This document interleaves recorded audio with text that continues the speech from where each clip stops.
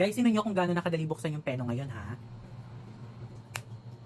Diba? Kumpara mo sa dating Pinokino, naalala ko talaga, ang hirap-hirap buksan. Dati kailangan ko pa talaga ng towel para lang ma-open siya. Ngayon kahit cotton na lang, pwede na. So hi guys, samahan niyo ako sa another Pinokinon Day session. So for this video guys, papakita ko sa inyo kung paano ako nagsasalin ng peno from the ampule mismo to my syringe, tapos kung paano ko siya tinuturok. So for last video guys, insert ako ng needle sa left side ng aking legs. This time, I'm gonna do it sa right side naman.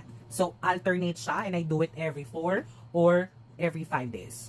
And syempre, dapat guys, malinis ang ating kamay. Nakapag-disinfect na tayo, salin na natin. Tapos, ang labnaw na niya. Yung mga dating peno, yung mga bago ako mag-switch tapos balik sa peno, malapot siya talaga guys. As in, parang ang hirap niyang isalin. Ngayon, ang dali na lang. Tsaka guys, no, grabe, ang mahal-mahal ng HRT. Ang mahal ng hormones ngayon, mga sis. So, itong peno, isang box, nag-range siya from 160 to 180 pesos. Depende na rin sa seller. So, kay Gels, guys, ito dito sponsored. Naka-affiliate din ako dito. If you wanna check out, punta lang kayo sa aking Yellow Basket. Visit nyo lang yung aking profile. Tapos makikita nyo siya doon. Nakalagay doon, peno, shirt. So, hindi ko siya ilalagay dito sa profile na to kasi nga, or sa video na to, dahil alam niyo naman si TikTok medyo maarte these days. So, ganito tayo magsalin, mga sis.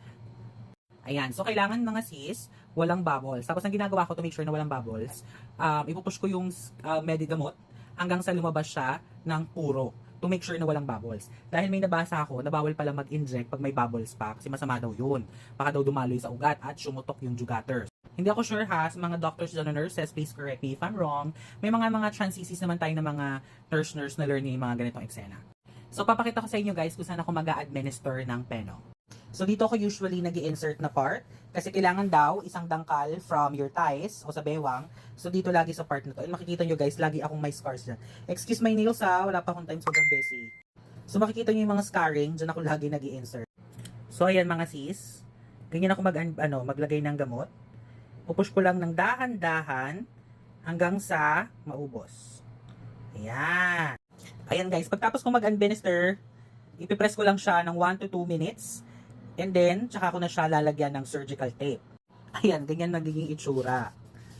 Hindi yan dumugo, sis. Kasi mga sis, once na dumugo daw, ang ibig sabihin daw nun, either may natamaan kang ugat or hindi ka nakapag-aspirate ng tama. So, for my condition, I don't do aspirate anymore. Kasi nga, alam ko naman ako sa yung spot. At saka, so far, hindi naman ako dinudugo-dugo. Kaya, wala namang problema. And normal naman yung blood pressure natin. I don't feel anything bad. Of course, guys, I am hypertensive, pero I have my own maintenance na rin. Yung nireseta sa akin ng aking doctors, ng cardiologist, and endocrinologist ko din at the same time. So, that's it for today's video. I hope you guys have learned something from me. By the way, guys, if you want to administer your hormones, make sure na bago ka matulog. Meron din akong nabasang article sa Google na every time daw that you will take your hormones, make sure na ikaw ay patulog na.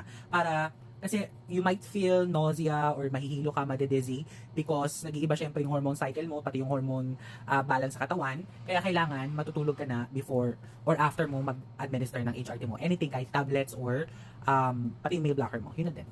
Yun lang guys.